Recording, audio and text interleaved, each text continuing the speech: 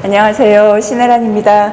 원래는 이제 장소 만들기와 정체성하고 질문하기 했는데, 질문하기를 먼저 제가 말씀을 드리고, 그 다음에 장소 만들기, 이제 장소 만들기란 개념을 제가 되게 좋아해요. 그래갖고, 굉장히 이제 그 잠재력이 많은 개념이라고 생각해서 제가 좀 여기저기에 장소 만들기란 개념을 쓰는 편이고, 그 다음에 서울의 장소성인데 이거는 이제 서울이라는 장소 만들기라고 이해하셔도 될 것 같아요.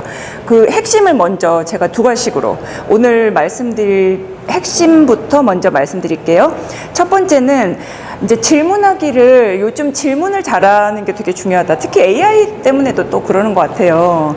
그 다음에 이렇게 질적 연구 방법을 쓸 때, 심층 인터뷰에서는 이제 이 연구자가 조사하는 사람이 질문하는 사람이라고 생각하니까요. 그래서 근데 이제 거기서 약간 제가 보기에는 오해의 소지가 있지 않나. 왜냐하면 질문하기 잘해야 된다고 하면은 보통 잘 만든 질문, 굉장히 좋은 질문을 준다고 생각하거든요. 근데 그러면 보통 심층 인터뷰가 잘 안 돼요. 실패합니다. 그럼 굉장히 자기중심이에요. 그래서 제가 생각할 때는 상대방에게 그냥 정말 아주 쉬운 문제부터 시작해가지고, 그 아까 저기 계신 여자분이 이제 뭐 공간과 장소가 중요하다 이렇게 했으면 그거를 출발점으로 그 안으로 함께 더 들어가는 질문을 하면 상호작용이 그나마 좀 된다. 그리고 그건 누구나 할 수 있다. 이런 생각이 들어요.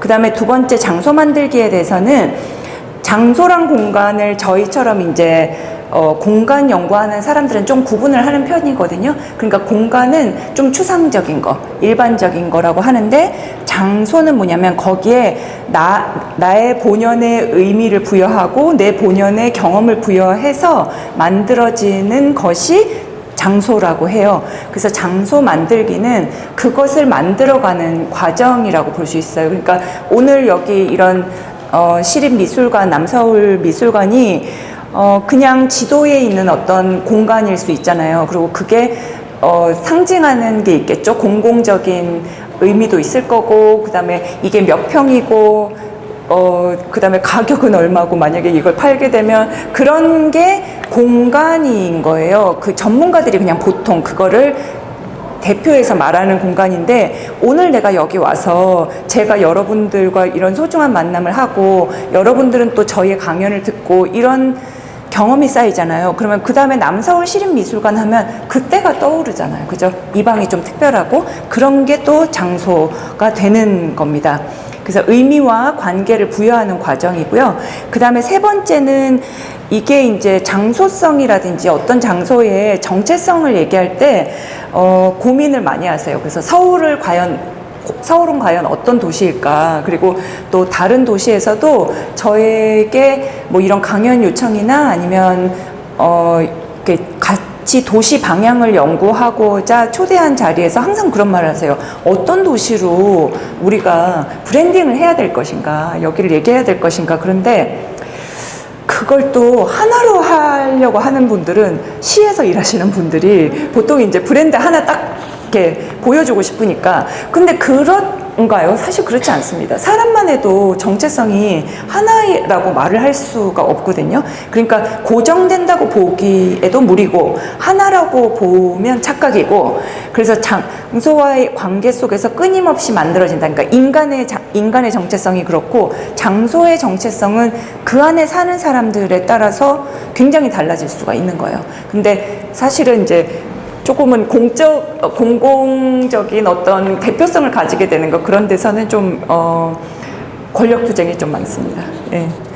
그러면 이제 첫 번째부터 얘기를 한번 해볼게요. 질문하기. 근데 심층 인터뷰를 한번 해보신 분 계신가요? 어디 연구를 위해서나 아니면 어디에 글을 실기 위해서 짤막한 인터뷰나 심층 인터뷰 해보신 분? 네, 고개 좀 끄덕거리시고.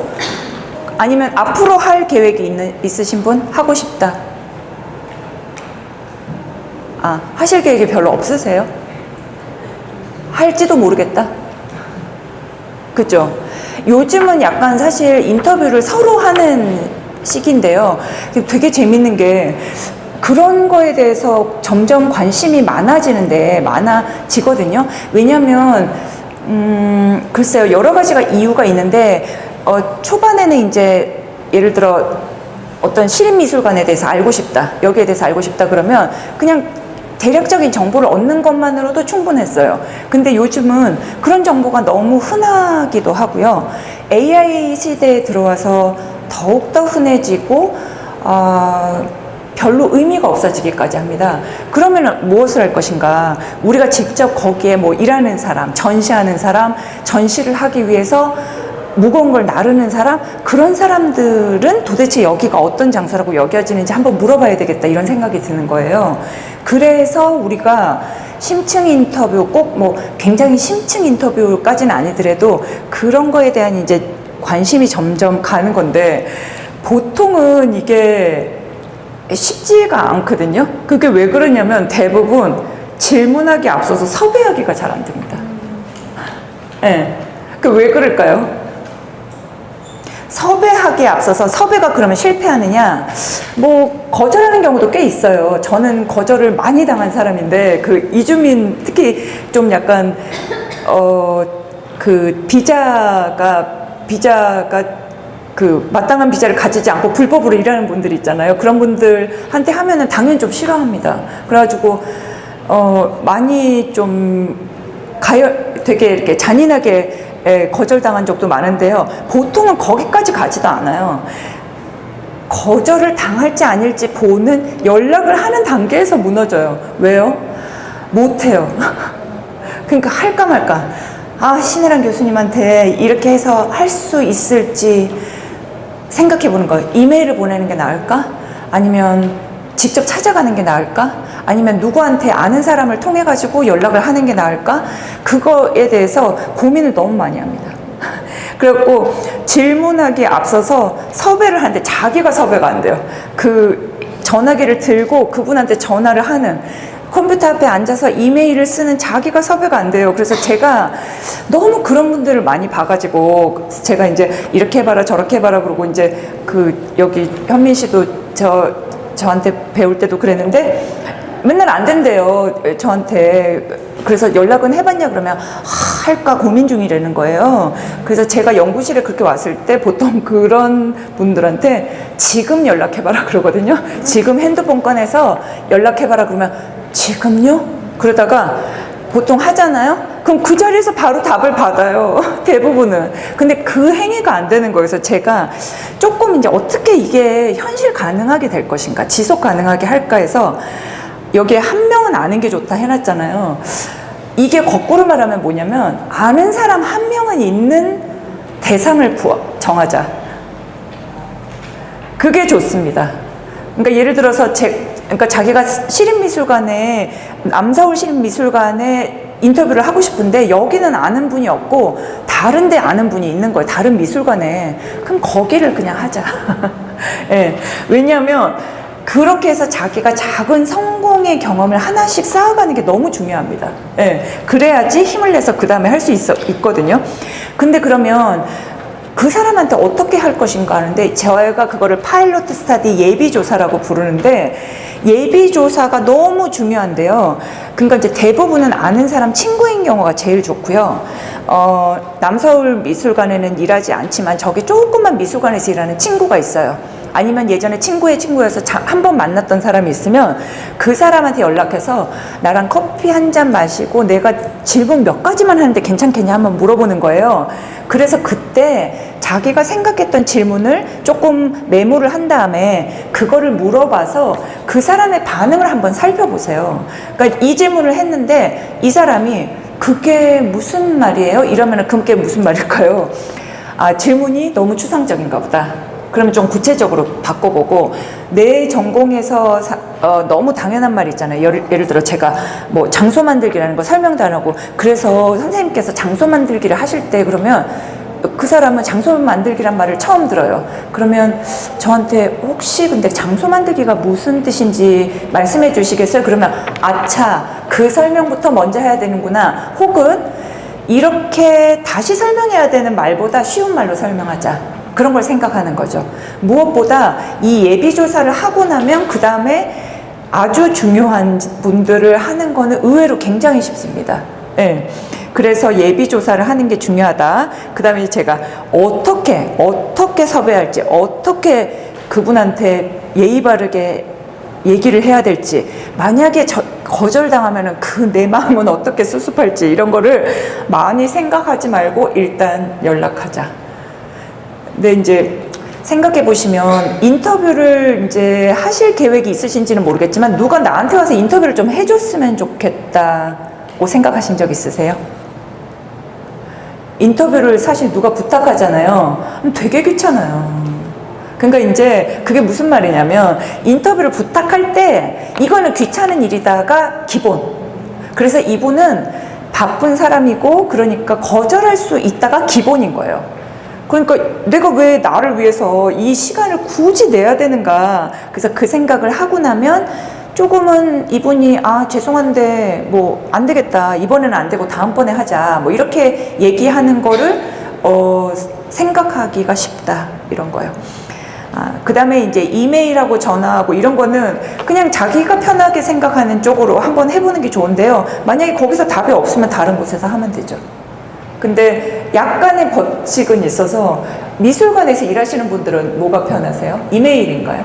저랑 이메일로 보통 하셨어요, 그죠? 그렇게 하고 공무원 같으신 분들은 절대 이메일을 안 하세요. 답을 안 하세요. 그래서 공무원분들은 전화를 하자. 거기 부서 팀에. 그런 게 좀 있기는 있는데 그게 딱 들어맞진 않고 일단 막 해보자. 그래서 얼마 전에도 제가 인구 소멸 지역 제천 상주 고흥에 가서 거기 이주 노동자가 노동은 할 수 있는데 그분들이 어디서 지내는가가 항상 되게 난감한 문제예요. 그래서 기억하실지 모르겠지만 서울시에서도 필리핀의 그 분들이 시범적으로 왔을 때 어디서 지낼 것인가, 이 비싼 서울에서. 그래서 기숙사를 지을 것인가, 아니면 어디 싼데 빈 공간이 있으면 그거를 빌릴 것인가 하고 말들이 많았거든요. 그래서 이제 제가 그걸 조사하러 가서 뭐 거기에 계신 고용주도 만나고 뭐 브로커도 만나고 경찰도 만나고 여러 가지 이제 주민들도 만나고 이랬어요. 그 논문을 냈더니 어떤 분이 이제 저한테 이메일이 왔어요. 어떻게 그분들을 섭외를 했냐는 거예요. 근데 제가 그 이메일을 듣고 약간 이상한 생각이 들어서 어떻게? 그냥 미친 듯이?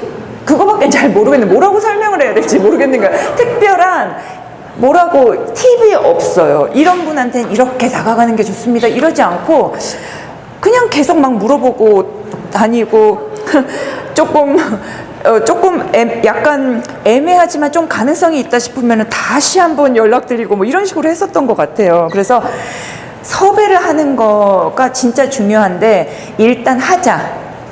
그래서 뭐 그렇게 하나를 정해놓는 거예요. 1일 1섭외. 1일 1섭외. 아니면 저는 요즘 이제 현장 조사를 해야 되는 게 너무 중요한 사람이라, 제가 직업이잖아요. 근데 그런데도 지금도 힘들거든요. 지금 몇십 년이 됐는데도. 그래서 요즘은 일주일에 한 번 정도는 무조건 섭외를 한다는 원칙을 가지고 있어요. 그래서 일주일 1섭외 뭐 이런 식으로 거절당해도 나는 했으니까 내 할 일을 했다, 그런 거를 가지고 있거든요. 그래서 만약에 여러분께서 나중에 혹시 하시게 되시면 예비조사는 내가 질문할 리스트를 만든 다음에 하는 게 아니고요. 무엇을 질문해야 할지 알아가기 위해서 하는 거거든요. 그러니까 될 수 있으면 만만한 사람 만나세요. 편한 분, 이미 알고 있는 분, 아니면 뭐 예를 들어서 어떤 서울 시민 뭐 이런 거 할 때 누구 해야 되겠어요? 엄마, 아빠, 서울에 살고 있는 내 친구, 내 배우자, 뭐 이런 사람 있잖아요. 그렇게 한다. 그 다음에 이제 약속을 잡았어요. 그러면 심층 인터뷰를 하러 갑니다.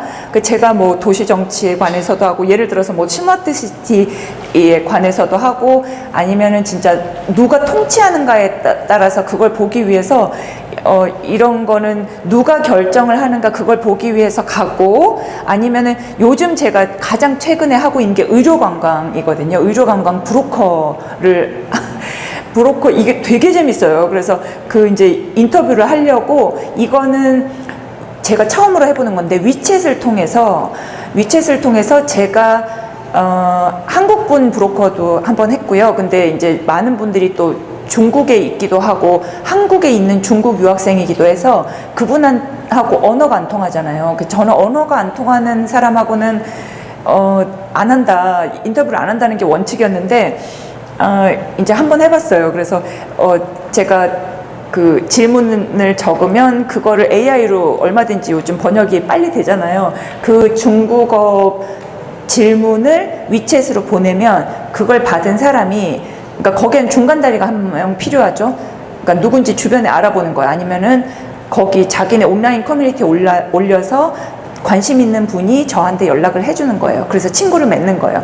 그러면 그분이 중국말로 뭐라고 말을 한 음성을 한 걸 저한테 보내주면 그거를 클로바 노트로 중국어로 받은 다음에 그 다음에 그거를 또 AI한테 이거 번역해달라 이런 식으로 하고 있거든요.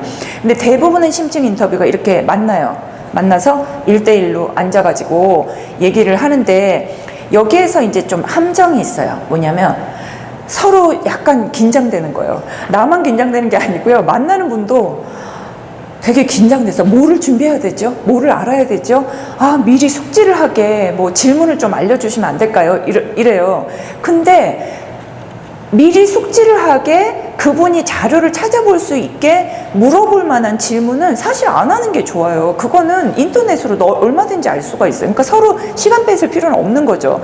근데 이제 그분이 이제 부끄러운 거예요. 수줍기도 하고 나도 수줍은데 그러면 꼭 뭐라고 그러시냐면 옆에 이분이 저랑 너무 친한 분인데 우리 서로 너무 잘 알고 있으니까 우리 둘이 같이 앉아서 해보겠다 하거나, 가는 연구자도 특히 이제 한국의 교수님들이 많이 하는 일인데 조교를 데리고 갑니다. 조교를 데려가요. 그 뭐냐면 조교가 돕기 위해서라고 하지만 사실은 무서워서 그래요. 예, 아니면은 이제 데리고 가서 조교 보고 하라고 그러고 자기는 저쪽에 있거나 그런 식으로 해요. 근데 1대1이 되게 중요하다. 왜냐하면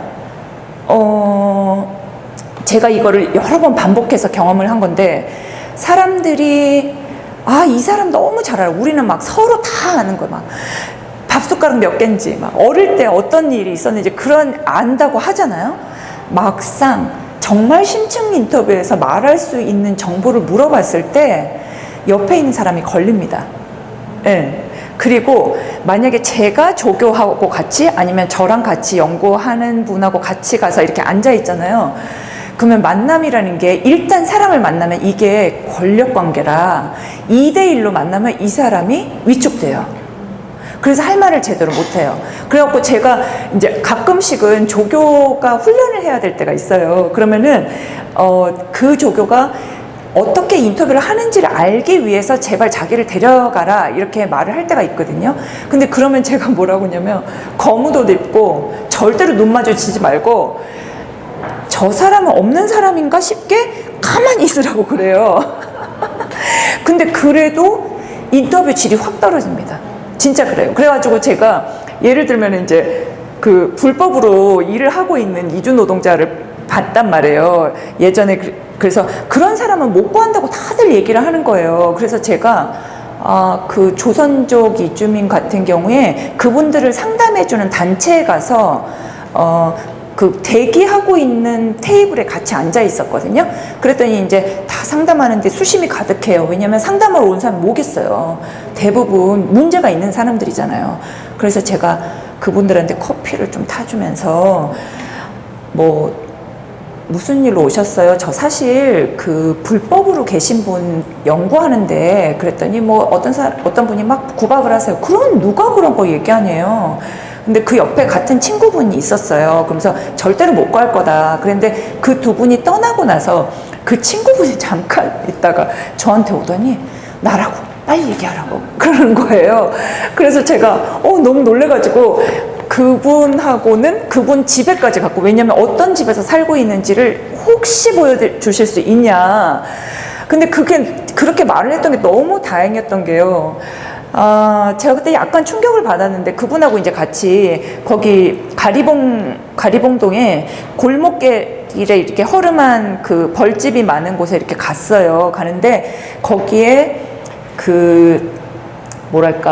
이 동네의 조선족 가족분들을 잘 보살펴주는 걸로 좀 잘 알려져 있는 목사님이 계셨거든요. 그래갖고 그분을 골목에서 만났는데요. 저는 사실 너무 놀란 게 인간과 인간이 골목에서 아는 사람이 만났는데 이렇게 비굴할 수가 있나를 처음 봤어요. 그러니까 이 조선족 분이 정말 딱 벽에 붙어가지고요.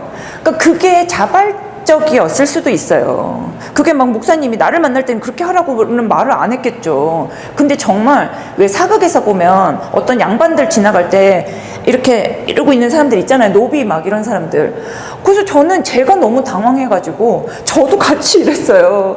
그러니까 이제 그런 거를 볼 수 있었던 것도 너무 좋았고, 그분과 같이 걸어가면서 그 동네에서, 그리고 그 집에 벌집을 봤을 때도 굉장히 이제 저에게 도움이 많이 됐죠. 그러니까 그런 사생활적인 거를 막 굳이 해야 됐다는 게 참 죄송하기도 했는데, 어쨌든 그렇게 해서 의외로 사람들은 굉장히 귀찮아하지만 이런 사람은 절대로 못 구할 것이다 라고 하는 분이 의외로 자기 얘기를 하고 싶어 할 때도 있다. 네. 대체로는 처음에 다 귀찮아 하시고요. 얘기하고 나서는 고마워할 때도 많은 것 같아요. 그리고 제가 이제 녹음해도 될까요? 이런 거 물어보니까 그런 거 할 때, 이제 그 녹음 자기한테 좀 줄 수 있냐고. 왜요? 그러면 자기가 나중에 책을 쓸 건데 자기 인생에 대해서 막 이런 거 있잖아요. 예. 그러면 얘기 드리죠. 그러고. 그래서 1:1 원칙이 좋다. 그 다음에 이제 IRB가 뭐냐면 연구윤리 허가인데요. 이게 조금 애매한데, 그러니까 보통 실내 쌓기 라포 형성이라고 보통 얘기를 많이 하거든요. 근데 제 생각에 지금 현대사회에서 IRB는 뭐냐면은 제가 이런 거를 지키겠습니다. 당신의 사생활을 보호하겠습니다. 여기에 하는 거 동의하십니까? 그러고 사인 받고 이래요. 근데 연구자를 굉장히 편하게도 만들고 굉장히 곤혹스럽게 만드는 건데, 만약에 그런 거 받으시면 어떨 것 같아요? 이제 저랑 인터뷰를 하기로 약속을 했어요. 근데 제가 이제 그런 걸 내밀면서 거기에 뭘 약속하냐면 실명 절대로 안 나갑니다. 그 다음에 자신을 나타낼 수 있는 어떤 것도 안 나가요. 주소도 안 나가고 구체적인 지위도 안 나가요. 그러니까 가끔은 어떤 시의 시장을 면담하고도 그 시장이라고 말을 못해요. 왜냐면 한 명이잖아요. 특정할 수 있는 지위는 나타내면 안 돼요. 그러니까 그냥 뭐 고위 공무원? 그런 식으로 얘기한다든지, 어쨌든 특정할 수 없게 애매하게 처리를 해서 하겠습니다 하고, 오늘 제가 당신한테 들은 거는 다른 인터뷰이에게 절대로 공유하지 않는다.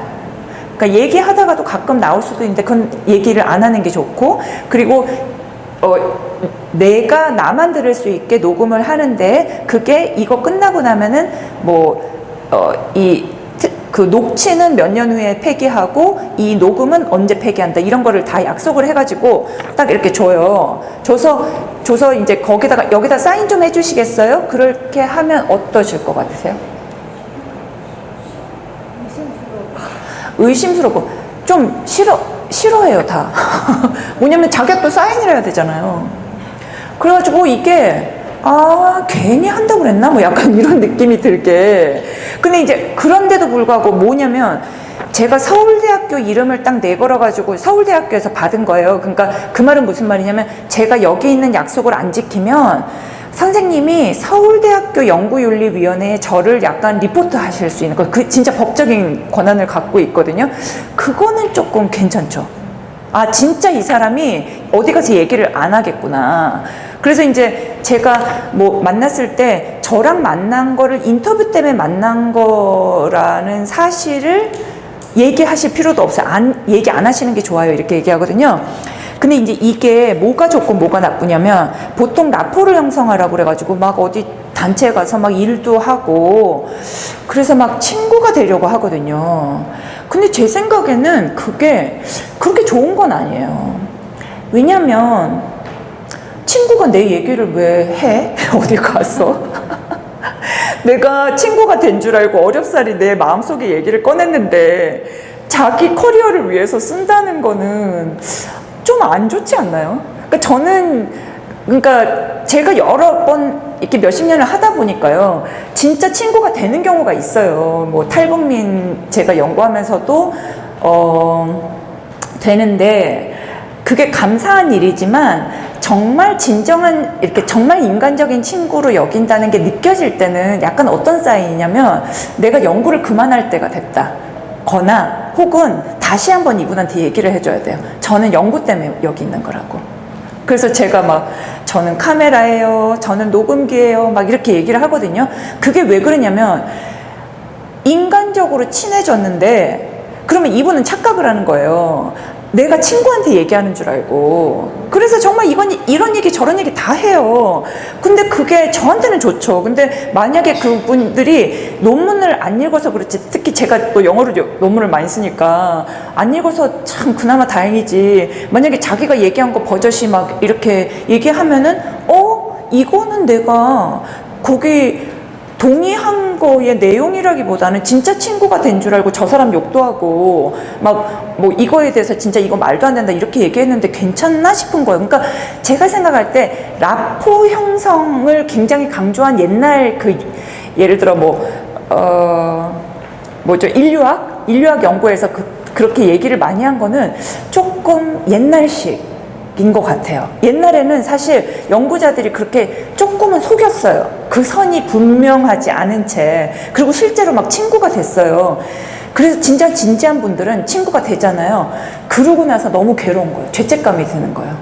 내가 나 잘 먹고 잘 살자고 내 직업 가지고 승진하고자 이렇게 친구들 얘기를 팔아도 되나 이런 생각이 들어서 실제로 연구를 그만둔 분들이 있어요. 그래서 제가 그런 분들도 보고 저의 경험 막 이런 거 보고 내가 지속 가능하게 하기 위해서는 그냥 무미건조하게 하는 게 좋겠다 할 때 이 연구윤리 허가가 도움이 많이 됩니다. 그러니까 제가 가서 막 괜히 친구인 것처럼 하지 않아도 내가 당신의 사생활을 보호할 법적인 의무가 있습니다를 이렇게 예의 바르게 내세우는 게 차라리 낫다. 그러면 그 사람도 선을 아는 거예요. 그러니까 이제 내 얘기가 인용이 될 수도 있구나 싶으면 거기에 맞춰서 필터링을 하겠죠. 그러면은 정말 진솔한 얘기는 못하지 않나? 어쩔 수 없죠. 그것까지 거짓말을 하면서 캘 수는 없잖아요. 그죠? 그러니까 근데 이제 현실적으로 들어가서는 또 한국 분들이 참 또 착하세요. 그래가지고 약간 처음에는 굉장히 귀찮아하고 막 진짜 막 틱틱거리고 이러다가도 나중에는 좀 불쌍해 보이고 이 사람이 뭘 좀 모르는 것 같아 보이기도 하고 이러면은 정말 이런 건 안 보여주셔야 되는 건데도 막 갖고 와가지고 다 보여주시고 답답해가지고 막 알려주고 막 그냥 길거리 가다가 만나서 얘기하다가 얘기가 나왔는데 업데이트가 조금 되면은 막 저한테 구박하면서 왜 녹음 시작 안 하냐고, 녹음기 키라고 이거 나중에 기억할 수 있겠냐 이런 거 물어보거든요. 그래갖고 사생활 보호가 요즘 굉장히 중요한 문제입니다. 그래서 그러면 나는 어떤 기관에 속하지 않았는데 어떡하냐, 이런 거 연구윤리 이런 거 어떻게 봤냐, 그럴 때는 그냥 그 원칙을 기억하시고 그걸 지키는 게 중요한 거예요. 그러니까 내가 이 사람의 실명, 전화번호 포함, 구체적인 지위 포함, 딱 누가 이거 누구네, 신혜란이네, 이거 특정할 수 있는 어떤 정보도 내보내지 않는다. 그죠? 그 다음에 두 번째는 녹음을 했으면 정말 나를 위한 정보, 내가 기억을 다 못하니까 그걸로만 쓰고 절대로 이거를 다른 사람에게 공유하지 않는다. 그러니까 인터뷰 자료가 남하고 공유 못하는 게 사실은 연구자들 사이의 고통이에요. 그걸 공유할 수 있으면 얼마나 좋겠어요. 근데 안 돼요. 공유하면 안 되고, 심지어는 학생이 인터뷰를 해오잖아요. 그거를 지도교수는 들을 수가 있는데요. 그거를 녹취한 거를 내가 진짜 인터뷰했다고 보여주기 위해서 뒤에다가 그 첨부도 하거든요. 그러면 안 돼요. 불법이에요, 그거. 왜냐면 그 사람 말투가 보여지고 특정할 수 있기 때문에. 그러니까 그런 여러 가지를 해서 내가 당신의 사생활을 보호하겠다고 약속을 꼭 하고 꼭 보호를 하시면, 제 생각에 IRB를 꼭 안 받았다 그러면 IRB에서는 또 분노할 텐데요. 그렇습니다. 예, 그래서 서울대 IRB 같은 경우는 너무너무 이제 뭐랄까 까다롭게 굴어가지고 제가 진짜 너무 괴로워하면서 사실 하고 있는데요.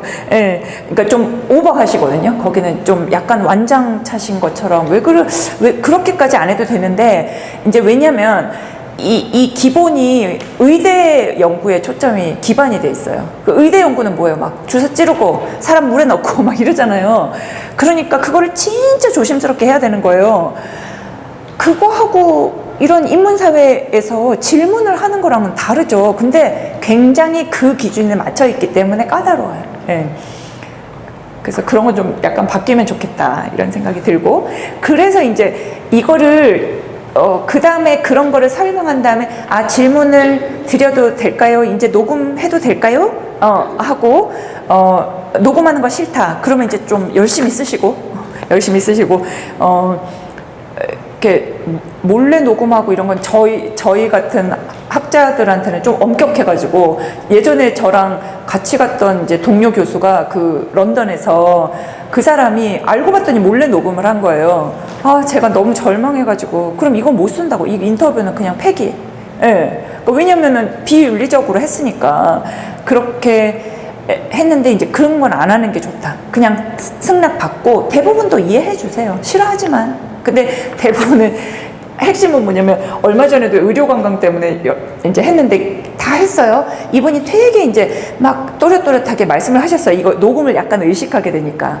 녹음기, 너무 감사합니다. 정말 오늘 많이 배웠습니다. 하고 녹음을 끄는 순간 그분이 진짜 정보를 얘기하기 시작하셨어요.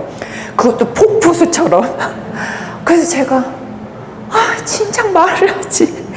녹음을 할 때 말을 하지. 저만 그러니까 그분은 그래도 불편했던 거예요. 저만 듣는다고 했는데도 그런 경우가 많다. 예. 그래서 질문하기는 쉬운 거부터인데 어떤 거 쉬웠을까요? 그러니까 제가 여러분한테 오늘 뭐가 궁금해서 오셨어요 하는 질문은 사실 쉽지 않아요.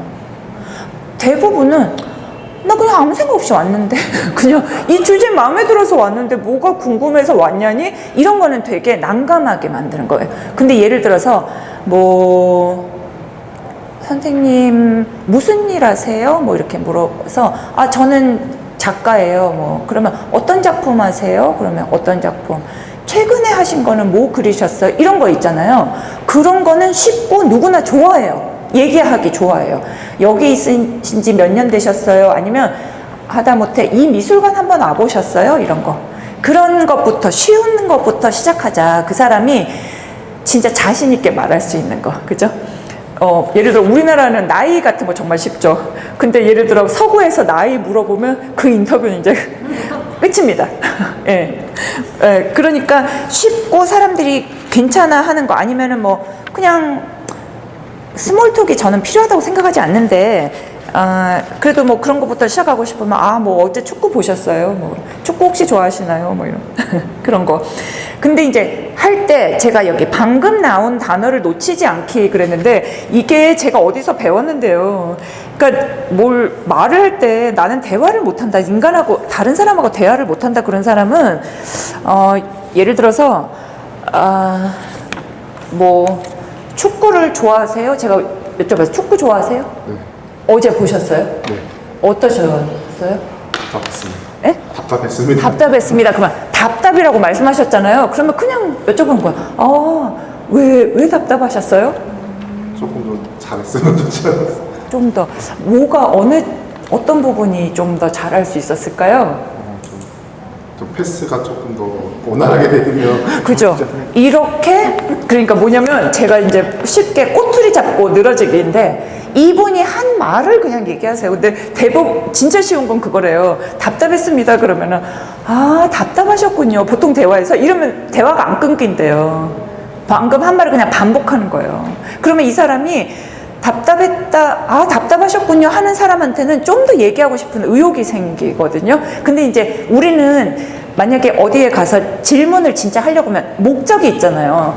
제가 예전에 처음에 할 때는 그 리스트를 보여드리기가 그러면 약간 자연스러운 대화가 안 되는 것 같아서 리스트를 조금 가지고 있으면서 되게 긴장했어요. 다음 질문을 언제 어떻게 할 것인가.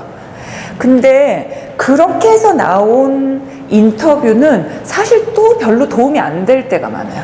그러니까 뭐냐면 내가 비록 가져오는 방향성은 있더라도 그거에 따라서 딱딱 질문을 하기보다는 이 사람이 키를 가지고 있을 수 있게, 저는 옆에서 살짝만 살짝만 얘기해주게. 왜냐하면 이분이 어떤 얘기를, 축구 얘기를 되게 길게 했어요. 그리고 자기 직업에 대해서 물어봤는데 만약에 짧게 얘기했다고 생각해요. 그리고는 가족에 대해서 물어봤는데 뭐 배우자 얘기는 엄청 많이 했는데 자식이 있다고는 했는데 별로 얘기를 안 하고 싶어 했어요. 그 말은 이분한테 다 이유가 있어요. 축구를 길게 얘기한 이유, 자기 직업은 짧게 얘기한 이유, 자기 배우자 얘기는 오래 했는데 애 얘기는 별로 안 한다는 이유가 좀 있거든요. 그러니까 그거 자체도 좀 중요한 데이터예요. 연구자들한테는 좀 그렇습니다. 그래서 그거를 이분 단어를 따라가면서 물어보는데 조금은 이제 요즘은 그 프로그램을 좀 써요. AI 프로그램을. 근데 제가 그게 참 그거의 결정적인 단점이 뭐냐면 거기서는 주로 키워드를 잡아주거든요. 그래서 뭐 예를 들어 축구란 단어가 있었으면 축구, 월드컵 이런 거 같이 묶어가지고 이게 얼마나 중요했나 이런 거 알려주는데요. 사실 그렇게 알려면은 그냥 서베이 같은 거 주워가지고 체크하게 하면 돼요. 그렇지 않을까요? 그것보다 조금 더 알 수는 있겠죠. 근데 심층 인터뷰에서는 진짜 장점은 뭐냐면은 생생한 장면을 그려주는 거, 그 다음에 과정, A가 나오고 B가 나오고 C가 나올 줄 알았는데 의외로 D라는 사건이 생겨서 그것 때문에 E로 가고 이런 그 뭐라고 그러죠? 이 순서가 중요한 거예요. 그 과정을. 그러니까 그거는 AI한테 뭐 챗GPT한테 예를 들어서 이걸 주고 그 과정을 정리해 이렇게 할 수도 있지만요. 결국은 그 앞에 앉아가지고 제가 얘기하고 있는 제가 그 과정을 이해하게 되잖아요. 그리고 예를 들어 뭐 커리어 그 직업에 대해서 여쭤봤는데 이 사람이 약간 불편해 하면서 물어보니까 대답은 하는데 별로 얘기 안 하고 싶어 한다. 거나 아니면 그 다음에 부인 얘기를 물어봤는데 막 부인에 대해서 막 너무 욕을 많이 해. 막 엄청 신나가지고 그런 얘기를 한다거나 그 생생한 분위기를 내가 알 수 있잖아요. AI 쓰셔도 되는데 그게 이제 이런 정보가 어떻게 될까. 근데 그렇게 하기에는 너무 AI가 이미 많이 들어와 있는데요.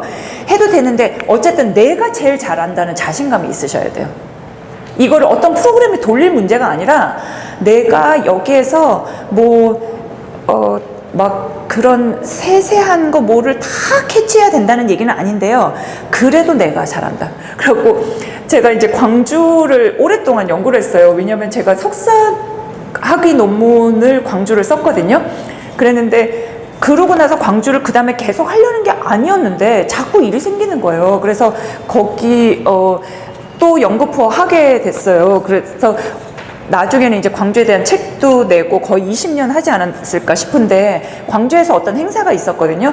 근데 거기에서 이제 어떤 분이 그때 마스크를 한참 할 때였나 마스크를 하고 오는데 눈이 막 웃고 있는 거예요. 그래서 누구지? 나를 아는 사람인 것 같은데 근데 그분이 마스크를 벗는 순간 저랑 그분이 동시에 소리쳤는데 그분이 20년 전 그러는 거예요. 그래서 제가 서점 20년 전 서점에서 저랑 앉아가지고 인터뷰를 한 분이었는데요. 저는 진짜 그때 그분의 옷차림도 기억나. 지금도 기억나고 그분의 제스처랑 그분의 그 못마땅했던 얼굴 표정이 너무 기억이 나요. 표정이 되게 밝아진 거예요.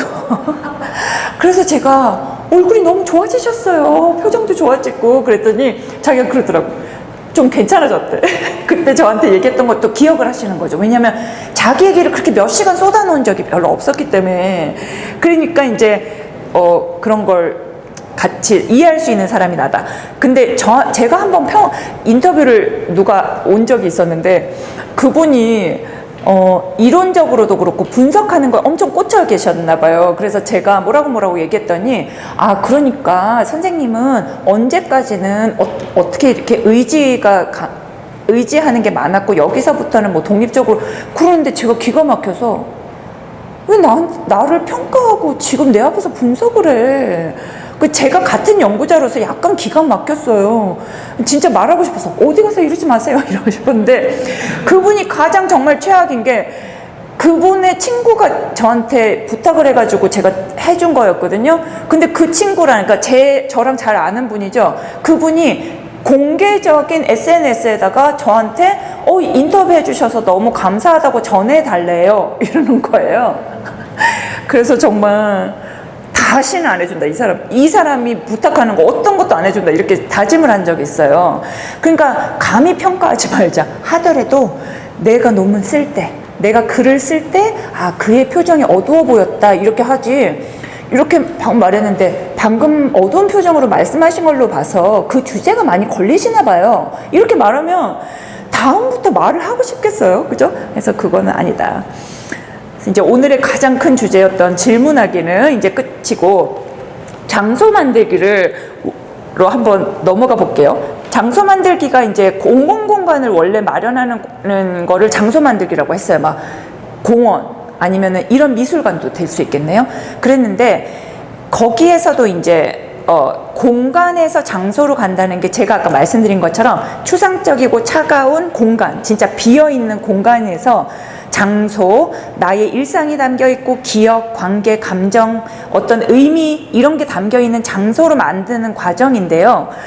저는 약간 좀 넓혀서 보는 편이에요. 장소 만들기를. 뭐냐면 모두 각자의 방식으로 매일매일 장소를 만든다고 저는 생각하거든요. 그러니까 여기에 보세요. 여기 네 분이 이렇게 앉으셨는데 약간 간격을 대체적으로 알맞게 띄웠잖아요.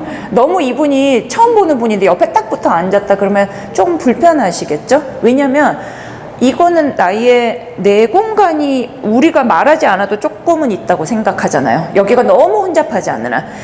그러니까 제가 이제 커피숍에 가서 일하는 걸 좀 좋아하는 편인데, 커피숍에 가보면 우리나라 사람들이, 특히 젊은이들이 커피숍을 되게 잘 가요. 제가 생각하기에는 집에 있기 싫은 푸시 팩터가 좀 있는 게 아닐까. 뭘까? 보통은 부모님이 있어요. 왜냐면 이제 나이가 들어서까지 그 20대 딱 들어서자마자 독립을 하는 다른 나라, 다른 나라가 그런, 특히 서구에서 그런 거에 비해서 한국의 젊은이들은 좀 오래 같이 살죠. 요즘은 특히나 집값이 비싸가지고 더 오래 살 수도 있는데, 그러니까 이제 내 집인데 내 집이 아닌 것 같은 때가 있고, 그럼 독립해서 살았어요. 그러면 제 학생들이 많이 하는 말인데, 집이 너무 좁고 너무 허름하대요. 그러니까 거기에서 오래 있기가 힘들다. 좀 거기서 일을 하고 싶지 않은 거예요. 그러면 어딜 갑니까? 몇천 원 주면 내가 2시간 정도 쾌적하게 에어컨 있고 나름 스타일 있고 조금 그 소음도 있지만 그래서 오히려 더 좋은, 도서관보다는 그래서 제3의 장소라고 하는데, 그런 마음 편한데 음악도 흐르고 이런 데를 탁자를 하나 가실 수 있잖아요. 너무 오래 있으면 안 되고, 어쨌든 그거를 가지는 것도 저는 장소 만들기라고 생각해요. 굉장히 중요한 장소 만들기다. 그리고 오늘은 내 방을 좀 치워야 되겠다, 막 미니멀리스트가 돼야 되겠다 다짐하잖아요. 내가 이렇게 돼지우리처럼 하고 살 수는 없다. 그런 것도 왜 치워야 된다고 생각할까를 생각해 보시면, 나를 다듬는 과정, 나를 다듬고 싶은 거, 나를 어떻게 조금 다르게 태우고 싶은 거예요. 내 인생을 조금 다르게 개척하고 싶은 거거든요. 그래서 내 방 커피숍도 굉장히 그것도 중요하고, 근데 장소 만들기를 심지어 도시 개발하는 데도 씁니다. 예를 들어 큰 청계천을 다시 복원을 시킨다고 하는 그런 것도 서울에 굉장히 중요한 장소 만들기도 되고, 아니면은 이주민이 왔는데 이주민을 굉장히 이렇게 배타적으로 하던 사회에서 조금 더 환대해주고 잘 맞아주는 사회로 가는 그 과정이 있잖아요. 그런 변화 과정. 그것도 어떻게 보면 장소 만들기라고 할 수 있어요. 어떻게 배타적인 한국에서 환대하는 한국으로, 환대하는 서울로, 그런 장소 만들기라고 이름 붙일 수 있다고 저는 생각해요. 그게 중요하다고 생각해요. 왜냐하면 이런 다양한 거를 관통하는 의미가 있기 때문이에요. 그 의미가 가장 중요한 것이지, 그게 꼭 공공공간일 필요도 없고 스케일이 딱 정해져 있어야 되는 필요도 없다 라고 생각하고, 그 다음에 이제 마지막 주제로 장소성, 서울의 장소성을 한번 가볼게요. 서울은 그러면 어떤 곳인가? 근데 서울이요, 서울 정도 크면은 이게 너무 달라요. 다른데, 그러면 작은 도시는 괜찮냐? 작은 도시는 이제 막 딱 정해놓죠. 예를 들어 뭘까? 대전은 성심당. 성심당 너무 중요하고, 그러니까 뭐가 대표하는 게 있잖아요. 아니면은 거기에 자연환경이 뭐가 많으면 그게 대표하는 게 있는데, 그래서 그거에 따라서 이름을 붙이기도 하죠. 뭐 예를 들어서 서울을 이동의 도시라고 한다든지, 송도를 스마트 도시라고 한다든지, 그런 식으로. 그러면은 이동의 도시라고 할 때는 뭐 유학을 하거나 노동을 하러 왔거나, 제가 요즘 보는 의료 관광처럼 의료 뭐 치료를 하러, 아니면 성형 수술을 받으러 그렇게 왔거나 시위를 하거나, 이런 사람들이 주요한 게 되겠죠. 그런데 서울시에서 특히 시장이 되시는 분은, 그리고 거기서 일하시는 공무원분들이 이게 되게 중요해요. 서울을 뭐라고 말을 해야 될지. 왜 중요하냐면요, 그거에 따라서 예산과 인력이 배치돼요. 그러니까 사실상 그분들한테는 중요한 일이고, 그런 걸 결정하는 과정도 되게 중요해요. 잘 정하셔야 되거든요. 그게 내가 서울시의 입장에서 정해야 되는 게 아니면은 내가 생각하는 서울을 생각하는 게 낫지 않나. 그게 중요하고, 내가 지금은 올해는 이동의 도시라고 생각했다가 2027년이 되면 서울은 AI의 도시다 이렇게 한다거나, 아니면 뭐 민주주의의 도시다 이런 식으로 붙인다거나, 그런 생각이 들 수 있잖아요. 그러니까 그런 거를 좀 허용하는 게 저는 좋다고 생각하고, 그런 의미에서 본캐 부캐라고 제가 여기 적어놨는데, 본캐 부캐 있잖아요. 본 캐릭터, 부 캐릭터 있잖아요. 저는 그게 너무 중요한 그 분위기였다고 생각하는데, 드디어 사람들이 나한테 여러 가지 정체성이 있다는 걸 인정을 하는 거예요. 그리고 본캐 부캐도 좀 바뀌고, 그러니까 저는 그 전에 정체성 정치도 연구하고 그럴 때 조금 답답했던 게 뭐냐면, 그러니까 사람들은, 특히 이제 또 학생들은 제가 진정으로 좋아하는 게 뭔지 모르겠다, 맨날 진정으로 좋아하는 거를 막 찾는데, 진정으로 좋아하는 거는 40대가 돼도 모르고 50대가 돼도 모르겠는데 진정으로 꼭 좋아해야 되나, 뭐 이런 생각이 들고, 오늘 좀 좋아하면 안 되나? 오늘 좋아하는 거 하면 되죠. 그렇죠? 그리고 그게 막 어딘가에 되게 순수한 모습으로 남아있기를 기대하는 거는, 그건 진짜 착각이 아닐까. 우리가 그러기에는 너무 복합적인 존재인 거예요. 그러니까 제가 이제 교수라고 하더라도, 교수도 좀 다양한 유형이 있잖아요. 저도 가끔 생각해 보거든요. 내가 어떤 식의 교수가 되고 싶은가. 그래서 진정으로 원하는 게 뭔가 생각해 보고, 아니면 사회에서 어떤 걸 요즘은 어떤 교수를 필요로 하는가. 그리고 내가, 이게 되게 중요한 건데, 이것저것 해봤더니 뭘 잘하던가. 그러면은 제 생각에 요즘 뭘 해야 될까요? 막 이렇게 묻는 분들 많아요. AI 때문인 것 같아요. 심지어 막 베트남에 제가 뭐 강연하거나 현지 조사 갔을 때도 제 강연에 대해서 묻는 게 아니라 어떻게 살아야 되냐고 묻는 사람들이 많아요. 그래서 제가 어떻게 알겠어요? 제 인생을 어떻게 살아야 되는지도 모르겠는데. 근데 이제 제일 쉬운 건 뭐냐면, 잘하는 걸 하는 거라고 생각하거든요. 왜냐면 잘하는 거는 저도 기분이 좋으니까 지속 가능한 게 항상 중요한데, 근데 그거를 사회에서 별로 환영을 안 하면 어떡하지? 그럴 수 있죠. 지금 사회에서는 공을 발로 차는 걸 엄청 중요한 거예요. 생각하는 거예요. 그 재능이 엄청 중요한 거예요. 근데 나는 공을 던지는 게 잘하는데, 근데 계속 공을 던지고 있다 보면 유행은 왔다 가기 때문에, 축구가 유행했다가 그 다음에 또 야구가 인기 있어지고, 그럼 제가 공 던지는 게 좀 더 환영받잖아요. 환영을 못 받아도 내가 좋아하잖아요.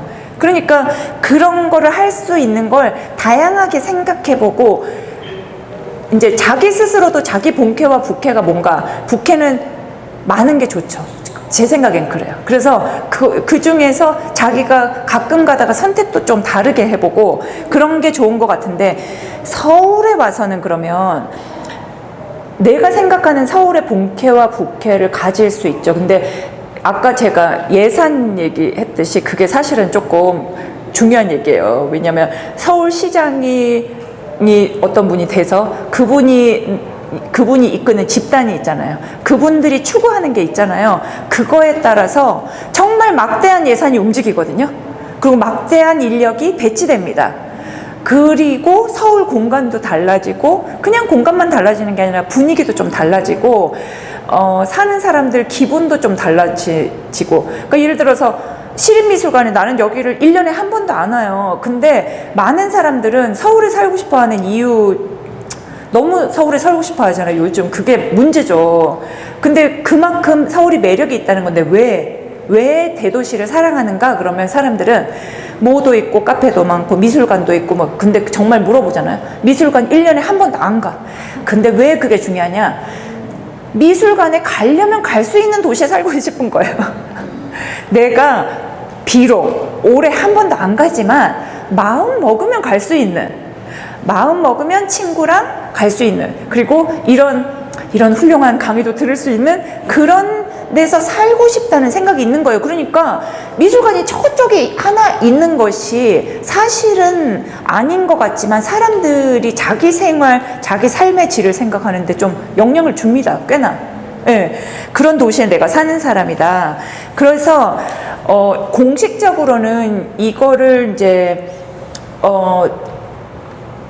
누가 어떤 브랜딩을 내세우는 누가 여기를 통치하는가, 통치 권한을 가지는가는 굉장히 중요하고요. 그래서 진짜 투표도 잘해야 되고 뭐 어떤 걸 이 사람이 지향하는지 아니면 혹시 가능한 기회가 있다면 거기에 참여해가지고 온라인으로 참여하건 공청회를 가건 그런 시민 참여도 중요하고 객관적으로 이제 중요한 얘기다. 그리고 그게 대체로는 돈도 많고 권력도 많고 그런 사람들이 많이 차지하게 되기 때문에 내가 원한다면 그 중에 한 사람이 되기를 바랄 수도 있고 아니면 나의 자그마한 목소리를 반영하도록 얘기를 할 수도 있고 그래서 누가 서울을 얘기할 수 있나 누가 대표해서 서울을 얘기할 건가 이런 거는 진짜 치열합니다.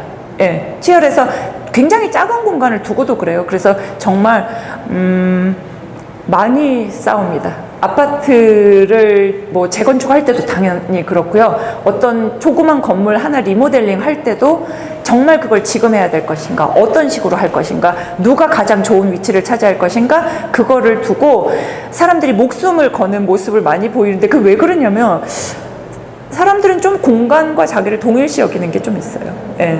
그래서 그 과정에 속할 수 있는 것도 내가 좋은 공간을 차지하는 것도 중요하지만 좋은 공간을 만드는 과정에 참여할 수 있는지도 굉장히 중요하고 내가 이곳에 있다가 다른 곳에 가는 거 자유롭게 다닐 수 있나를 보는 것도 굉장히 중요합니다. 네.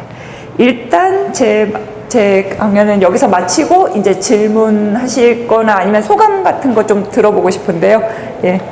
다른 분들이 인터뷰를 한번 하는 경우가 가끔 있어요. 근데 예를 들어서 인터뷰 대상자분이 나이가 너무 많으시거나 아니면 장애를 갖고 계시거나 아니면 그 사투리가 너무 심해서 못 알아듣는 경우도 있는데 그런 어려움은 어떻게 풀어가시는? 정말 사투리가 심해서 그런 경우 많지는 않은데 왜냐면 이제 제가 하는 연구는 뭐 언어학이나 이런 건 아니라서 사실 대충 알아들으면 방금 말한 단어를 못 알아들었더라도 뭐라고 하셨어요? 되묻거나 정말 못 알아듣잖아요. 그런 거는 사실 넘어가도 되긴 하는데요. 한번 제가 글래스고에서 영국의 글래스고가 스코틀랜드 발음이 좀 심하거든요. 근데 이제 만나본 분들이 사실은 그렇게 억양이 심하진 않았는데 한 분이 좀 심했어요. 그래갖고 제가 녹음을 한 거를 연거푸 들어봐도 모르겠는 거예요. 그래갖고 이제 저랑 그 같이 하는 그 사람은 호주 사람이었거든요. 그래서 제가 그거를 들려주면서 이거 뭐라 그러는 거야? 듣더니 영어야? 그러는 거예요. 그래서 말어 막 그랬던 기억이 있어요. 그러니까 그런 게 이분이 정말 중요한데 사투리도 너무 심하거나 아니면은 웅얼웅얼 그러니까 여기 뭐라고 하죠? 여기 입안이 자유롭지가 않아서 그렇게 하는데 이분의 얘기가 너무 주다 그러면 자꾸 여쭤보거나 가까이 가거나 그렇게 해야죠. 아니면은 요즘은 그 AI가 그 녹취를 정말 잘하거든요. 어느 정도로 잘하냐면 제가 굉장히 시끌벅적한 식당에서 제가 일본의 탈북민 때문에 갔어요. 근데 거기에 일본어만 할 수 있는 분이 계셨고 영어를 쓸 수 있는 사람이 있었고 또 한국말을 할 수 있는 사람이 있었는데요. 6명이 앉아서 3가지 언어를 막 얘기하면서 대화를 했어요. 녹음 제 핸드폰 그냥 거기 음성 녹음 이렇게 틀어놓고 그랬는데 저는 일본어를 못 알아듣잖아요. 그래가지고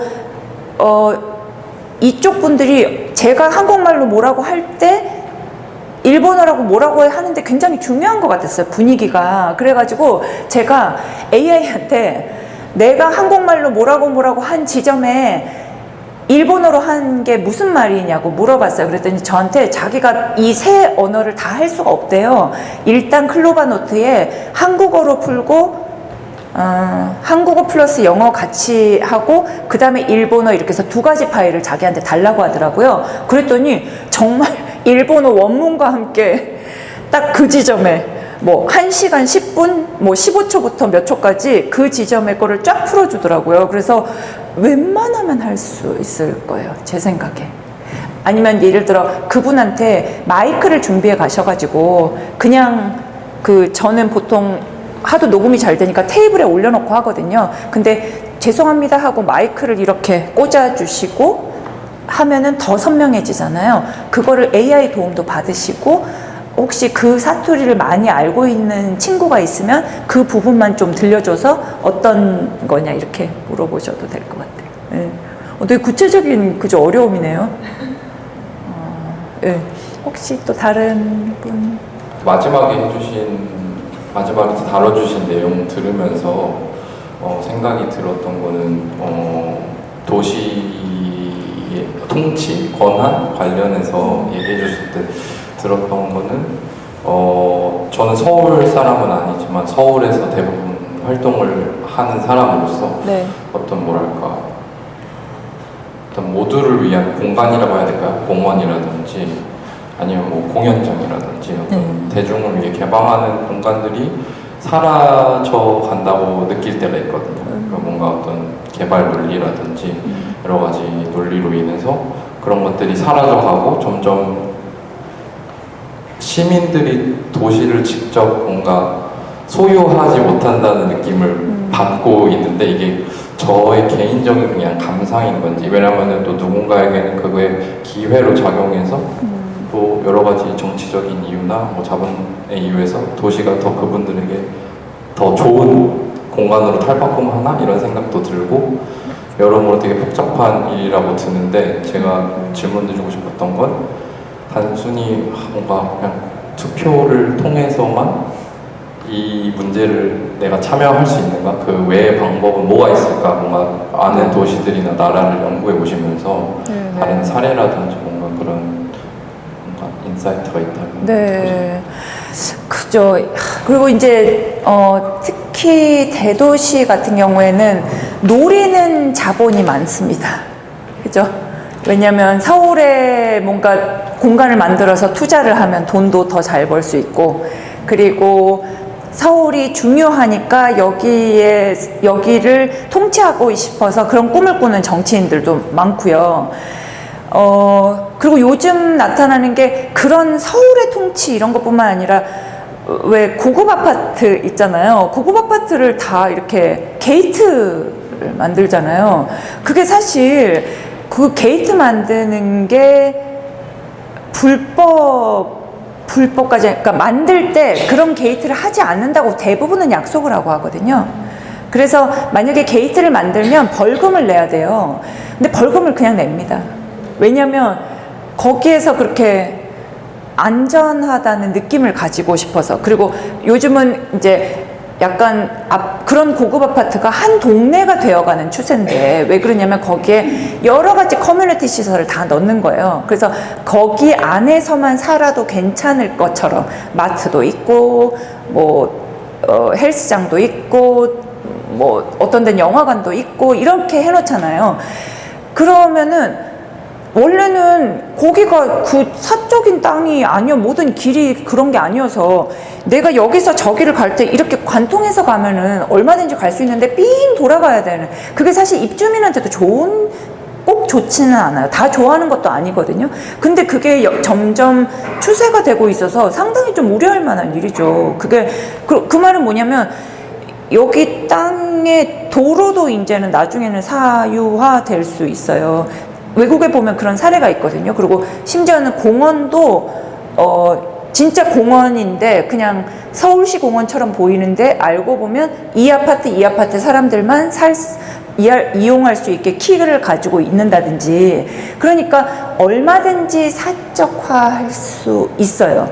그래서 투표 말고도 이제 요즘은 대부분이 그 어떤 공공 공간을 만들 때 그 뭐라고 하죠, 공청회나 여러 가지를 하거든요. 근데 제가 그런 것도 굉장히 깊숙하게 들어가서 거기 가서 이제 시민들 참여하는 거 어떻게 하는가 볼 때 사실 안타까운 것도 많아요. 그러니까 시민단체가 그나마 대표해서 참여를 하는데도 시민단체 분들한테 일단 이 협상 테이블에 앉기 전에 줄 수 있는 정보가 굉장히 제한돼 있어요. 그게 왜 그러냐면, 거의 모든 공간 개발 계획은요, 비밀이에요. 왜냐면 그게 정보가 나가는 순간 거기에 땅 살려고 하니까요. 그래서 비밀이라고 원칙으로 되어 있기 때문에 안 줘도 되는 거예요. 그래서 막 왔을 때 주면 그분들이 정말 전문가가 아닌 이상 알아볼 수도 없어요. 사실 이 표가 뭘 뜻하는지 잘 알 수가 없거든요. 그런데 참여하는 게 중요하고, 예를 들어서 게이티드 커뮤니티, 그러니까 게이트된 이런 아파트 이런 거 있잖아요. 그럼 고발해도 돼요. 이거 게이트, 물론 이제 그렇게 하면 한 달에 벌금 얼마 내는 게 나름 그걸 감당할 수 있기 때문에 그냥 그렇게 하는 거거든요. 여러 가지가 많이 있는데 그런 거를 고발하는 정신도 필요하고요. 근데 이제 좀 이길 수는 없죠. 그리고 진짜 제가 부동산을 보면은 제가 도시계획에 있었기 때문에 또 이제 들은 얘기도 많고, 제가 직접 그런 과정에서 보면은 선수들이 많아요. 그러니까 뭐냐면, 선수들이라 하면 어떤 거냐면, 예를 들어 그나마 이제 도시 공간을 지역 그 주민들의 참여가 더 많이 들어갈 수 있게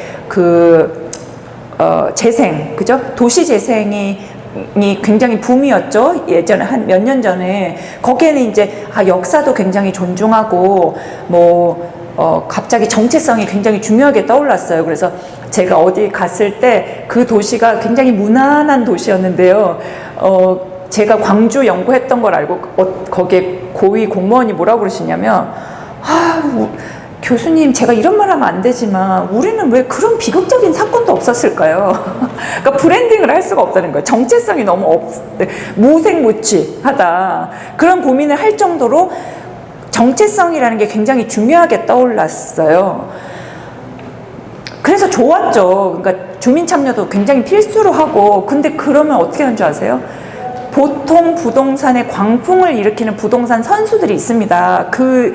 그게 범위가 굉장히 넓고 스펙트럼이 되게 있는데요. 그분들이 갑자기 도시재생 활동가가 됩니다. 근데 제가 볼 때 그분들을 말리기가 참 힘들어요.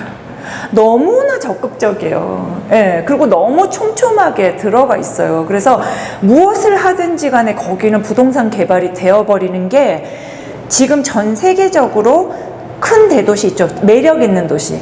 그런 데서 일어나고 있는 일이에요. 그래서 계속 부동산 값이 올라가는 겁니다. 그 정부는 그걸 규제하려고 엄청 노력하죠. 근데 그게 잘 안 되는 게, 이거 규제하는데 뜻하지 않았던 다른 거. 근데 그게 대부분이 그냥 자연적으로 하는 건 아니고요. 좀 거기에 행위자가 있어요. 행위자들이 집단으로 있습니다. 그래서 그렇게 밝지는 않다. 밝지는 않은데, 그래도 가서 얘기하는 게 좀 낫고, 제가 이제 런던에서 이런 거 어떤 활동하시는 분들을 또 보고 초대도 하고 그랬는데요. 그분들이 굉장히 끈질겨요. 그러니까 예를 들어서 어떤 분이 저한테 그 런던 계획을 짜는 게 있거든요. 그게 문화와 모에 관련한 계획이었어요. 거기에 이제 공간 계획도 들어가는데 여기에 이분은 젠더 관련한 게 들어가야 된다고 생각한 거예요. 그래서 그 단어 하나를 넣기 위해서 이분이 6개월을 괴롭혀요. 6개월을 관련자들 계속 연락을 해가지고 넣었어요. 넣어가지고 저한테 너무 기쁘대요. 근데 제가 좀 감탄한 지점은 뭐냐면 이분이 되게 현실적이라는 거예요. 그러니까 내 6개월을 하고 단어 하나 넣는 거가 사실 현실적으로 그것도 힘들다는 거 알고 있더라고요. 그래서 제가 앞으로도 잘 하실 것 같다고 계속 하시라고 그런 얘기 한 적 있습니다. 그래서 그 도시재생할 때 제가 많은 젊은 활동가 분들을 만났어요. 그분들은 완전히 괴로워하는 거예요. 왜냐면 딱 참여하겠다고 해서 딱 들어가면 참여할 장이 마련될 줄 알았는데 아닌 거예요. 막 공무원이 떽떽거리고 뭐 다 꼬투리 잡고 이래가지고 진짜 막 화가 여기까지 나 있는 거예요. 근데 쉬운 일이 없어요. 그래서 자기가 원하는 게 있으면 뚝심 있게 밀어붙여야죠. 두 가지 질문드리고 싶은 게 있는데 IRB 심의에 대한 그런 문제라고 하면 모르겠지만 문제라고 할 수 있으니까 이게 사회과학 분야에 맞지 않는다는 것은 이미 연구 분야에 있는 분들이 많이 느끼고 계신 것 같은데 네. 혹시 이런 것에 있어서 사회과학의 연구에 있어서 IRB 심의에 대해서 좀 제도적으로 네. 보완이 필요하다는 그 교수님 정도 되시는 전문가분들의 요청 같은 게 어딘가에 지금 진행되고 있는지 궁금하고요. 그리고 두 번째는 이게 제가 예전에 이제 저도 이렇게 인터뷰를 하면서 항상 이렇게 아주 많이 고민했던 부분이 이제 모두 하고 나면 너무 기가 빨리는 거예요. 그죠.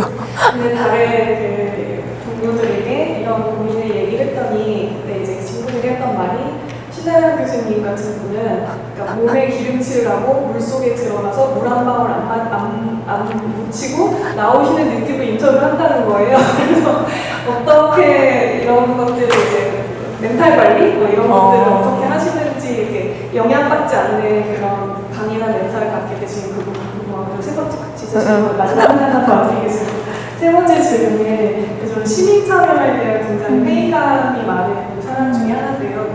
어차피 답은 정해져 있고 너희들이 의견을 뭘 내든 답은 우리 방향대로 갈 수 없다는 그런 되게 더 많은 권력을 갖고 있는 사람들의 의견을 모아줄 수밖에 없는 세상을 우리가 살고 있는 것 같은데 더불어서 그런 것도 있는 것 같아요. 그러니까 정치인들이 혹할 만한 시민의 의견이 없는 것 같다는 생각도 들어요. 그리고 이제 약간 공간에 대해서는 사람들이 내가 어떤 공간을 원하는, 내가 어떤 장소를 원하는지에 대해서 충분히 이렇게 조금 생각해보지 않고 사는 것 같다고 또 정치인들도 최근에 그 DDP 철거하고 아레나를 만들겠다는 그 예비후보의 그 공약 1호에 정말 많이 놀랐는데 그것이 제가 놀랐다고 했을 때 대부분 사람들이 그게 놀랍지 않아 했던 것도 더 놀랐거든요. 그래서 그런 정치 많이 봤으니까 그죠? 공간 감수성 같은 것들이 좀 부족하다는 건 약간 좀 평가 같은 말이기는 하지만 그런 것들을 좀 우리가 시민들이 그러니까 정치인이 혹할 만한 시민 참여가 효능감을 좀 가질 수 있는 것에 대해서 어떤 방법이 있지 않겠나라고 혹시 생각해 보신 적이 있는지 궁금합니다. 첫 번째는 제가 2013년에 이제 런던대에서 서울대로 왔거든요. 그때 제가 이제 IRB 때문에 이런 식으로 질적 연구 하시는 그 인터뷰하고 이러시는 분들한테 다른 교수님한테 여쭤봤는데 저한테 뭐라고 조언하셨냐면 소리를 질러라 전화를 해서 그렇지 않으면 안 해준다. 그러니까 이제 다들 너무 절망하고 있었어요. 너무 이제 연구에 도움이 되기는커녕 이게 사실은 연구에 도움이 되냐? 도움이 되는 거예요. 그게 궁극적으로는 정말 연구자한테 도움이 되는 거거든요. 사생활을 보호함으로써. 왜냐면 이런 IRB가 왜 이렇게 생겼냐면 점점 고소를 당했어요. 연구자들이. 그러니까 이거는 연구자를 그냥 올가매는 게 아니라 사실은 연구자도 보호하고 그리고 연구 대상이 되는 사람도 보호를 하자는 거였거든요. 근데 이제 대부분 그렇게 되지 않아서 그래서 저도 사실은 서울대 IRB 그 위원이 되기도 하고요. 위원으로서 심사도 해보고 그런데 쉽지 않더라고요. 왜냐면 잘 이해를 못하시는 분, 못해서 까다롭게 구는 분도 많고 까다롭게 구는 것 자체를 좋아하시는 분들도 꽤나 많았어요. 그러니까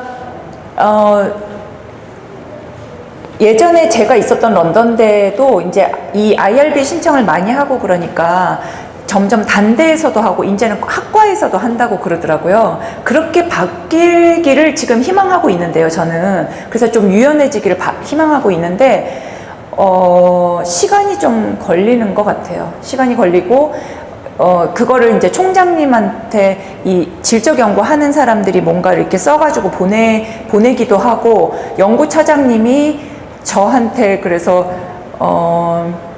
뭐랄까 저한테 이게 그렇게 학자들한테 말이 안 되는 거라면서요 이렇게 물어보고 그거를 깐깐하게 하는 거를 오히려 좋아하는 그런 사회과학 쪽의 교수님의 의견을 저한테 물어봄으로써 이렇게 도전을 하려고 바꿔보려고 하는데 그것도 좀 쉽지가 않았어요. 그래서 저희가 실제로 막 내기도 하고 이거 이렇게 고쳐야 된다고 하는데 반영이 제가 아까 그 6개월 해가지고 한 단어 넣었다 말씀드렸잖아요. 그런 것처럼 성에 좀 잘 안 차는데 장기적으로는 좀 바뀔 거라고 생각합니다. 그러니까 왜냐면 IRB도 없다가 있어진 그것만 해도 큰 진전이거든요. 예.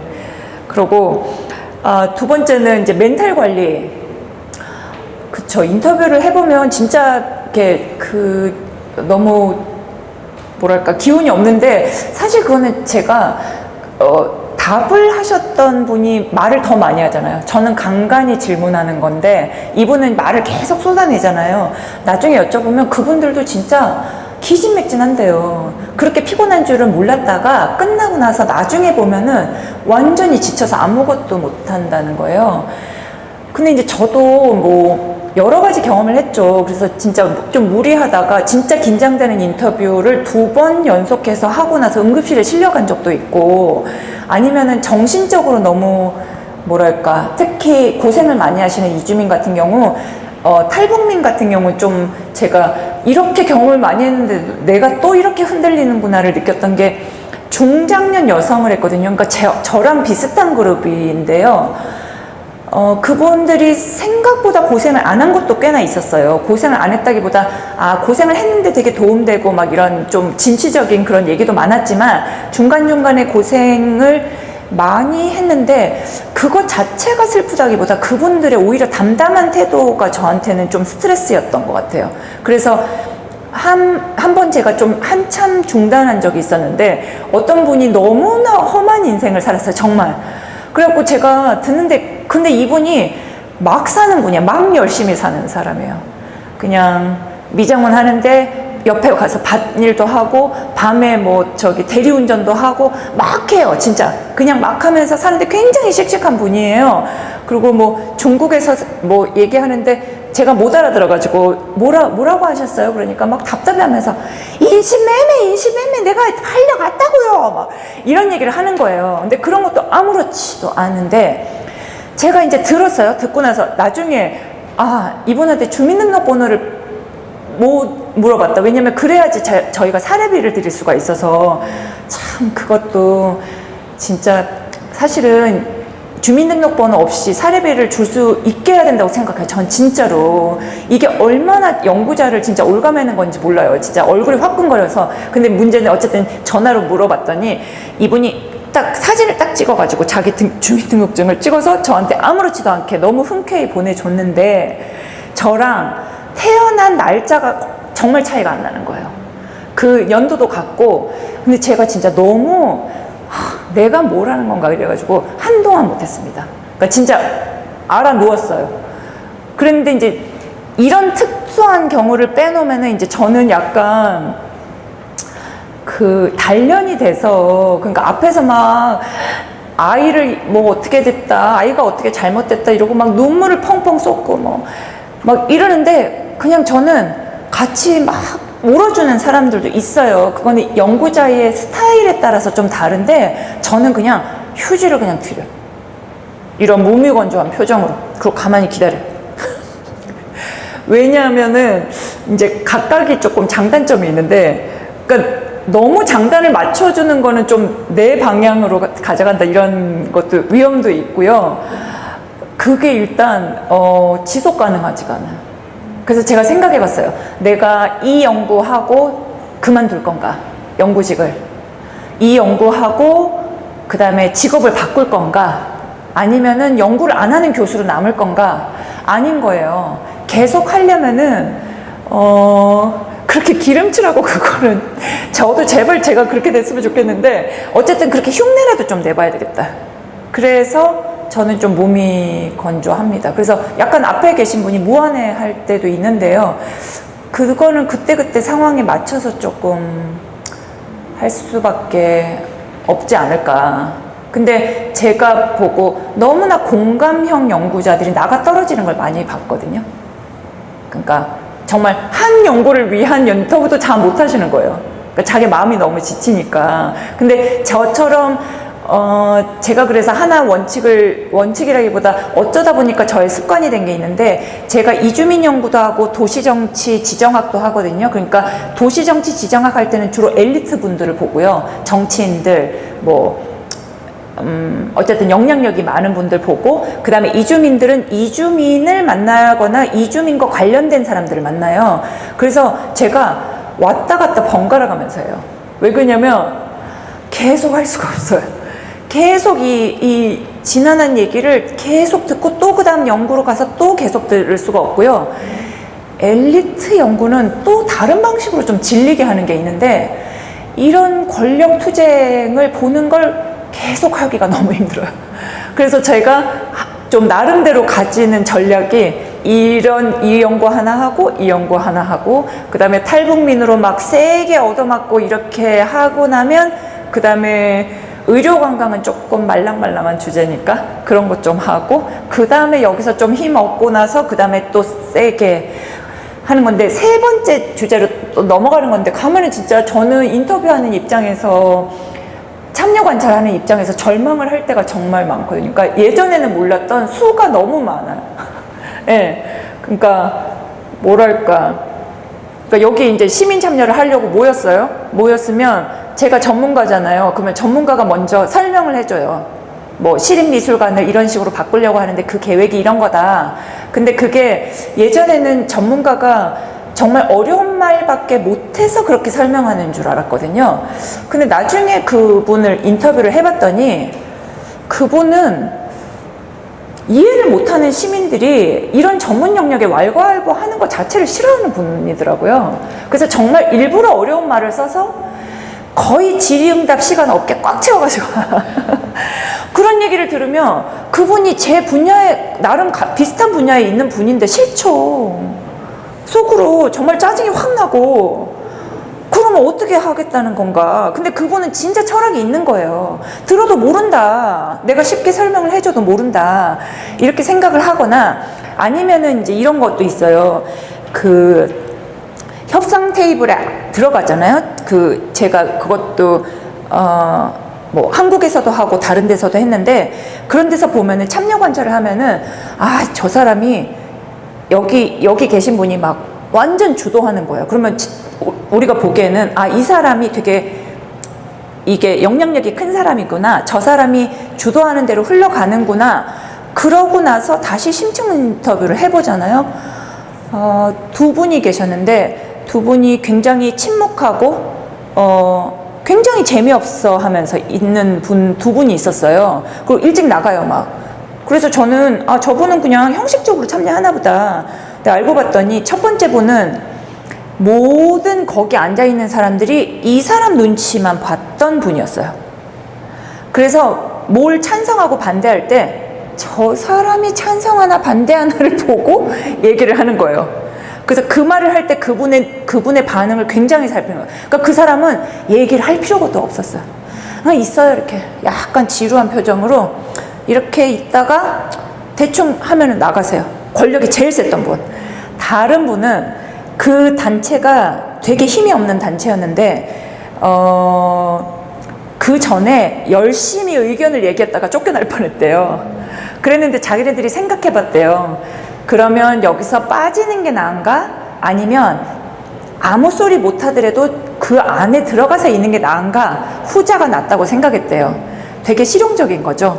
그러니까 그 사람은 그 굴욕을 참고 하고 싶은 얘기 많은데도 앉아 있는 거예요. 더 웃긴 건 그게 익숙해지니까 그거에 만족해요. 그래서 제가 그러면 그 방향에 진짜 동의하셨어요? 뭐 다른 생각 없으셨어요? 그러니까 자꾸 질문했거든요. 그랬더니 나중에 엄청 짜증을 내면서 나는 지금 흘러가는 건 내 생각과 너무 반대인데 그래도 아무 문제 없었는데 당신 때문에 내가 불행하다 지금. 그러니까 못 얻었는데 이거는 내가 힘이 닿을 수가 없는 거라고 포기하고 묻어놨는데 제가 그거를 파헤치니까 그래서 저는 어떻게 했겠어요? 죄송합니다 하고 또 물어봤죠.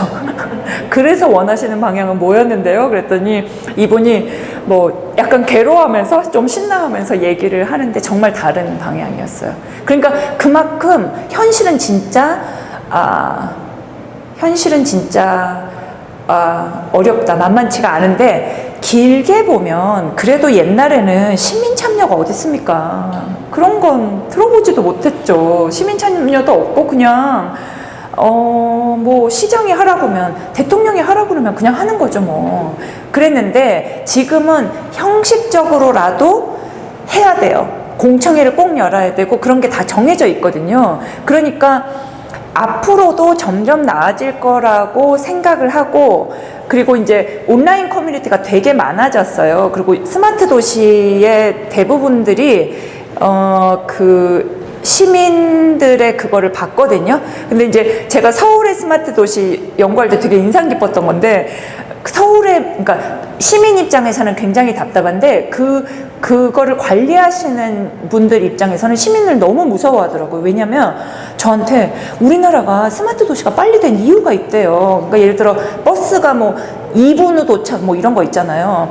그런 시스템도 너무 빨리 발전했는데 그 이유가 그게 조금이라도 잘못되면은 너무나 따지는 사람들이 많대요. 진짜 기대가 너무 높고 왜 1분 안에 온다고 했는데 버스가 안 오냐, 그렇게 전화를 한다고. 참 적극적인 분들이 많으세요. 그래가지고 서울의 교통 시스템이 그렇게 밀려가지고 너무 발전을 많이 했다는 거예요. 그리고 약간 알려지신 분, 그분은 이제 정치인은 아니지만 자기 핸드폰 번호, 우리나라는 핸드폰 번호가 사실 사무실 번호 비슷하잖아요. 그러니까 그 말은 무슨 말이냐면 누구나 자기 직장 명함에 자기 핸드폰 번호를 적잖아요. 그 말은 일로 나에게 전화해도 된다는 거거든요. 그래서 그분이 한번 뭔가를 조금 시민들을 건드리는 뭐를 했다가 정말 하루에 2,000통의 문자가 오더라는 거예요. 그래서 저보고 이게 괜찮을 것 같은데 진짜 겁납니다 그러더라고요. 그래서 자기는 그렇게 욕을 많이 듣는 정치인들은 그러고 어떻게 사는지 모르겠대. 자기는 진짜 죽겠더래요. 그래서 정말 밀려가지고 한다고. 그래서 서울 시민들은 정말 만만치 않습니다 이렇게 얘기를 하더라고요. 그래서 그때 제가 좀 느낀 게